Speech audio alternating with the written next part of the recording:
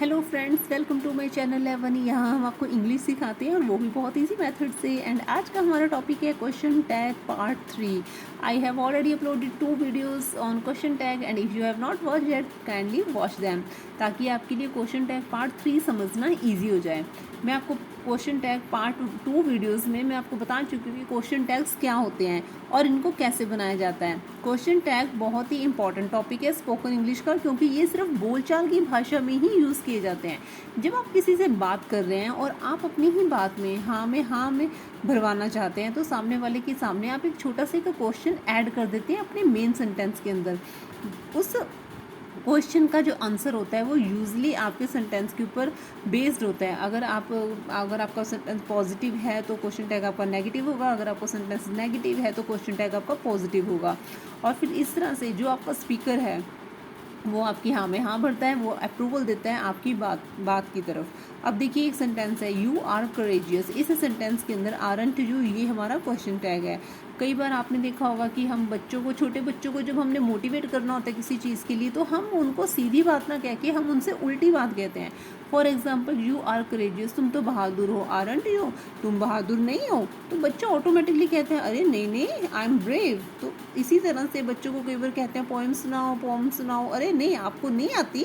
तो फिर बच्चा बोलते हैं नहीं आती है। तो इस तरह से जब हम पॉजिटिव का नेगेटिव बनाते हैं और नेगेटिव का पॉजिटिव बनाते हैं, तो फिर इस तरह से सामने वाला क्या है, हमारी बात को अप्रूव करता है। इसको बनाने का बहुत ही ईजी मेथड होता है। यहाँ पे मैंने एक इसका सेंटेंस स्ट्रक्चर का फॉर्मूला भी यहाँ पे लिखा हुआ है। सबसे पहले हम यहाँ पे हेल्पिंग वर्ब लिखते हैं, उसके बाद हम नॉट लगाते हैं। अगर लगा हुआ है तो हम क्वेश्चन टैग में हटा देते हैं, अगर मेन सेंटेंस में कहीं पर भी नोट नहीं है तो फिर हम लगा देते हैं। आफ्टर दैट हम वहाँ पे सब्जेक्ट लिखते हैं एंड देन क्वेश्चन मार्क। इसके बाद हमने लेट्स वाले सेंटेंसेस भी किए थे। लेट्स वाले सेंटेंसेस में हमें किसी भी स्ट्रक्चर को फॉलो करने की ज़रूरत नहीं होती है। लेट्स वाले सेंटेंसेस सिंपल हमारे शैल बी से बन जाते हैं। राइट, आई थिंक आपको यहाँ तक बिल्कुल क्लियर हो गया होगा। और अगर आपको क्लियर नहीं हुआ तो अब आपको डांट पड़ने वाली है। अरे नहीं, डांट नहीं पड़ने वाली है। डांट तो हमारे सेंटेंस का हिस्सा है, अगले सेंटेंस का हिस्सा है। आपको डांट नहीं पड़ने वाली है। फॉर जोक्स पार्ट देखिए, if imperative sentence expresses scolding, rebuke, can't you is used as question tag. यानी कि अगर किसी सेंटेंस में कोई किसी को डांट मारना चाह रहा है, तो ऐसे सेंटेंसेस का जो क्वेश्चन टैग होता है ना, उसमें हमने कोई रूल नहीं फॉलो करना होता। हम वहाँ पे डायरेक्ट कैंट यू लिख देते हैं। फॉर एग्जाम्पल देखिए, drink from your water bottle. अब मान लीजिए कि बच्चे हैं, कई बार क्या होता है कि दूसरे की वाटर बॉटल यूज़ करना चाहते हैं, तो हम उनको बोलते हैं कि आप अपनी वाटर बॉटल से पानी पियो। कांट यू, आप नहीं पी सकते। तो इस तरह से हमने ये नेगेटिव जो है यहाँ पे, क्योंकि पूरे सेंटेंस में नॉट कहीं पर भी नहीं है, तो हमने यहाँ पे इसको नेगेटिव बनाया है। और इसमें आपको ये नहीं देखना कि कौन सी हेल्पिंग वर्ब है या सब्जेक्ट है, आपने सिर्फ यहाँ पे लिखना है कैंट यू। अब नेक्स्ट देखिए, use your on pencil. Can't you, आप अपनी पेंसिल लीजिए, आप किसी दूसरे की यूज़ क्यों कर रहे हैं। Tell your parents about this. Can't you, अगर आपसे कोई गलती हो गई है तो डेफिनेटली आपको अपने पेरेंट्स को बताना चाहिए। तो आप नहीं बताओगे अपने पेरेंट्स को, डेफिनेटली आपको बताना चाहिए। It's too late, go to your home. आप बहुत देर हो चुकी है, आपको अपने घर जाना चाहिए, आप अपने घर जाओ। जैसे कई बार क्या होता है कि बच्चे अगर गली में खेल भी रहे हैं तो कोई दूसरा उनको देख के कह देता है कि अरे नहीं बेटा बहुत देर हो चुकी है, अब आप अपने घर जाओ। Can't you. अब इन सब सेंटेंसेस में कहीं ना कहीं डांट पड़ रही है बच्चों को। तो इस तरह से जो डांट वाले सब्जेक्टेड होते हैं, सेंटेंसेस होते हैं, ऐसे सेंटेंसेस के लिए आपने सिर्फ वहाँ पे कांट यू करना है, आपको कोई भी रूल फॉलो करने की ज़रूरत नहीं है। यहाँ पर एन है। उसके बाद डू, डज, डिड। अब देखिए सेंटेंस स्ट्रक्चर बहुत ही इजी होता है। सबसे पहले हम हेल्पिंग वर्ब लगाते हैं। अब हमारे पास ये प्रॉब्लम आती है कि अगर किसी सेंटेंस के अंदर हमें सीधे हेल्पिंग वर्ब ना दी गई हो, ऐसी कंडीशन में हम क्या करते हैं। ऐसी कंडीशन में हम देखते हैं कि क्या हमारा सेंटेंस प्रेजेंट का है या फिर वो पास्ट का है। अगर वो प्रेजेंट का है तो वहाँ पे डू या डज हम हेल्पिंग वर्ब अपनी तरफ से लगाते हैं। अगर वो सेंटेंस पास्ट का है तो फिर हम वहाँ पे डिड लगाते हैं। अब इस सेंटेंस के अंदर यू आर करेजियस के अंदर हमारे पास हेल्पिंग वर्ब है, तो हमने इसी हेल्पिंग वर्ब को यहाँ पे यूज़ किया। लेकिन अगर हमारे पास एक सेंटेंस है ही राइट्स, अब देखिए यहाँ पे आ गया ही राइट्स, अब यहाँ पे तो कोई हेल्पिंग वर्ब नहीं है। तो ऐसी स्थिति के अंदर हम क्या करेंगे, अपने ये, अब हमें ये पता है कि एस लगा हुआ है पीछे, इट मीन्स कि ये प्रेजेंट टेंस है। तो प्रेजेंट टेंस है तो अब यहाँ पे हेल्पिंग वर्ब लगाएंगे। ही जो होता है वो हमेशा डज के साथ लगता है। ही के साथ डज लगता है, तो अब हम अपना जो इंटेरोगेटिव क्वेश्चन बनाएंगे वो हम लिखेंगे डज। अब नेगेटिव और पॉजिटिव नेक्स्ट स्टेप है हमारा, नॉट हमने लगाना है। डेफिनेटली ये सब्जेक्ट सेंटेंस हमारा पॉजिटिव है, तो हम यहाँ पे इसको नेगेटिव बना देंगे, does not and then subject doesn't he. और आप इसको बोलेंगे कैसे, डज नॉट ही यानी कि डजंट ही रॉट। अब इस रॉट के अंदर हमें पता चल रहा है कि ये सेकंड फॉर्म वर्ब की यूज़ की गई है, क्योंकि राइट रॉट रिटन अगर सेकंड फॉर्म यहाँ पर यूज़ की गई है तो इट मीन्स कि ये हमारा पास्ट में बनेगा, और पास्ट के लिए हम यूज़ करते हैं डिड, तो हम इसको बोलेंगे डिडंट, क्योंकि नॉट तो लगाना ही है, क्योंकि आपका यहाँ पे नोट कहीं भी नहीं है, तो हम यहाँ लगाएंगे didn't he. Next, Navneet reads the Ramayana. Navneet Ramayana पढ़ती है। अब देखिए पढ़ती है, एस हमें बता रहा है कि ये प्रेजेंट इंडेफिनिट का टेंस है। जब प्रेजेंट फर्स्ट फॉर्म लगी होती है तो फिर वहाँ पे डू या डज लगता है। अब जब भी किसी का नेम आ जाता है, ही शी इट या फिर किसी का नेम आता है, तो हम वहाँ पे डज यूज़ करते हैं। According to rule does and not हमने लगाना है, क्योंकि देखिए यहाँ पे नॉट नहीं है, तो हम यहाँ लगा देंगे doesn't she, interrogative, doesn't she. And after that you know me, तुम मुझे जानते हो। अब यहाँ पे हम प्रेजेंट के ही बारे में ही बात कर रहे हैं, तो हम यहाँ पे लिखेंगे डोंट यू,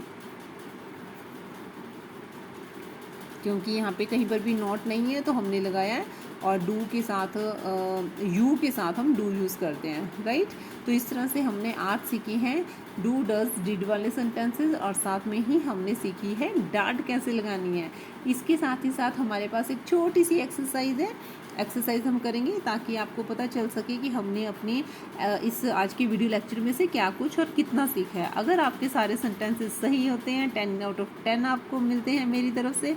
अगर आपके सेंटेंसेस रॉन्ग होते हैं तो घबराने की ज़रूरत नहीं है, आप इस वीडियो को फिर दोबारा से देखिए और आपके सेंटेंसेस करेक्ट हो जाएंगे।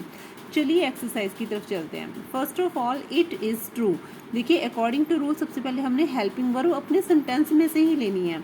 सबसे पहले हमने कोमा लगाया एंड देन हमने लिखा is and after that is. अब पॉजिटिव सेंटेंस है इज़ नॉट, अब हम इसको नॉट, इज़ंट इट। अब तक मैं सारे सेंटेंसेस जो थी वो पूरे फॉर्म में लिखती आ रही थी, लेकिन अब हम इसको कॉन्ट्रैक्टेड फॉर्म के अंदर लिखेंगे, right. He does not tell a lie, does he. अब देखिए आपको इस सेंटेंस के अंदर नॉट लगाने की ज़रूरत नहीं है, क्योंकि नॉट ऑलरेडी लगा हुआ है, और अकॉर्डिंग टू रूल अगर लगा हुआ है तो हम हटा देते हैं, अगर नहीं है तो हम लगा देते हैं, राइट। देव नोज संस्कृत, देव को संस्कृत आती है। अब ये रूल हमने आज ही किया है कि अगर किसी सेंटेंस के अंदर आपको हेल्पिंग वर्ब नहीं मिल रही तो आप वहाँ पे डू या डज लगा लेते हैं। अब क्योंकि ये देखिए एस है, यहाँ पे शो कर रहा है कि ये प्रेजेंट का टेंस है और किसी का नेम आ रहा है, तो नेम के साथ हम डज लगाते हैं। डज देव के लिए आप यहाँ पे ही लगाएंगे, डज नॉट यानी कि डजंट ही, डजंट देव भी लिख सकते हैं, डजंट ही आप ही लिखिए, ये ज़्यादा अप्रोप्रिएट है। Don't come late at night. अब देखिए किसी को डांट पड़ रही है यहाँ पे कि रात को लेट नहीं आना है, don't come late at night. अब डांट वाले सेंटेंसेस आप लोग कर चुके हो क्योंकि आपने डांट खाई है, तो आप यहाँ पे लिखेंगे कांट यू। नहीं, आपने डांट नहीं खाई है, you are a good student. Let us go to watch the film. अब जितने भी हमारे लेट वाले सेंटेंसेस होते हैं, ऐसे सेंटेंसेस को हम शेल से बनाते हैं, शेल वी। तो हम यहाँ पे लिखेंगे शेल वी। आपको इसमें नेगेटिव पॉजिटिव पॉजिटिव कुछ भी देखने की ज़रूरत नहीं है, बस हम वहाँ पे लिख देते हैं shall we. You have done nothing. अब हम इसके अंदर से हेल्पिंग वर्ब लेंगे हैव। अब मैंने एक आपको पहले भी बताया था कि कुछ सेंटेंसेस में हमारे पास देखिए नॉट दिखता नहीं है लेकिन होता है। कुछ नेगेटिव सेंटेंसेस, कुछ नेगेटिव वर्ड्स मैंने आपको बताए थे, नथिंग भी उनमें से एक है। नथिंग भी वही होता है हमारे पास, और रेयरली इसका एंड सेल्डम, ये सभी वर्ड्स नेगेटिव होते हैं। नेगेटिव वर्ड्स यहाँ पे ज़रूरी नहीं है कि वहाँ पे नॉट लगा हुआ हो, जैसे फ्यू, लिटल, है ना, हम लोगों ने ऑलरेडी ये कर चुके हैं। You have done nothing, nothing यहाँ पे नेगेटिव शो कर रहा है, तो हम यहाँ पे नोट लगाने की ज़रूरत नहीं है। हैव हमने हेल्पिंग वर्ब उठाई और उसके बाद सीधा subject have you. Don't smoke here, यहाँ पे स्मोक नहीं करो, यहाँ पे किसी को कुछ बताया जा रहा है, डांट लगाई जा रही है, यहाँ पे आप स्मोक नहीं करेंगे, या फिर आप इसको डोंट स्मोक हेयर, ये इम्पेरेटिव सेंटेंस है, तो आप इसको डांट के तरीके से भी, कांट यू से भी बना सकते हैं, और आप इसको विल यू की हेल्प से भी बना सकते हैं। विल नॉट यू, क्योंकि यहाँ पे पॉजिटिव सेंटेंस है, will not you. And then come tomorrow, ये भी हमारे पास देखिए एक इंस्ट्रक्शन दी जा रही है। जिन सेंटेंसेस में सीधे सीधे इंस्ट्रक्शंस दी जा रही होती है, ऐसे सेंटेंसेस को आप विल नॉट यू की तरह से बना सकते हैं। और विल नॉट की जो कॉन्ट्रैक्टेड फॉर्म होती है वो होती है वांट, तो आप इसको लिखेंगे want you come tomorrow, want you. I saw her last night, मैंने लास्ट नाइट उसे देखा। अब इसमें से आपको क्या हेल्पिंग वर्ब मिल रही है? मुझे तो कोई हेल्पिंग वर्ब नहीं मिल रही है। अब इसमें अगर हेल्पिंग वर्ब नहीं है तो क्या हम इस सेंटेंस को टैग क्वेश्चंस नहीं बनाएंगे? जी नहीं। अगर हेल्पिंग वर्ब ना हो तो हम ऐसे सेंटेंसेस को डू, डज और डिड की हेल्प से बनाते हैं। तो सॉ हमें बता रहा है कि ये सेकंड फॉर्म यहाँ पे यूज़ की गई है, यानी कि पास्ट का है। तो ऐसे सेंटेंसेस के लिए हम वहाँ पे यूज़ करते हैं did, didn't I. Hemant knows how to prepare tea, wow very good. Hemant को चाय बनानी आती है। हेमंत नोज एस लगा हुआ है, तो यहाँ पे हम बात करेंगे डजंट ही। तो मैं फिर से आपको बता देती हूँ, जिन सेंटेंसेस में हेल्पिंग वर्ब नहीं होती है, ऐसे सेंटेंसेस के अंदर ऐसे ये आपको बता देते हैं कि वो प्रेजेंट इंडेफिनिट के सेंटेंसेस हैं, तो इसके लिए आप डू या डज यूज़ करते हैं। अब डू और डज कहाँ यूज़ करते हैं, इसके लिए आप मेरी प्रेजेंट इंडेफिनिट टेंस वाली वीडियो को ज़रूर देखिए, उसके अंदर मैंने बहुत अच्छे से एक्सप्लेन किया गया है। और डिड जो होता है वो यूज़ होता है पास्ट इंडेफिनिट के लिए। तो क्वेश्चन टैग हमारा जो टॉपिक है, ये हमने बहुत अच्छे से सीखा किस तरह से स्पोकन इंग्लिश के अंदर हम अपनी बात के ऊपर जोर दे सकते हैं, सामने वाले से अपनी हाँ में हाँ भरवा सकते हैं। अगर आपको भी अपनी हाँ में हाँ भरवानी है तो यूज़ कीजिए क्वेश्चन टैग। और फिर इसी तरह से हमारी वीडियोस को देखते रहिए, वीडियो को लाइक कीजिए, हमारे चैनल को सब्सक्राइब कीजिए अगर आपने हमारा चैनल अभी तक सब्सक्राइब नहीं किया है। Thanks for watching.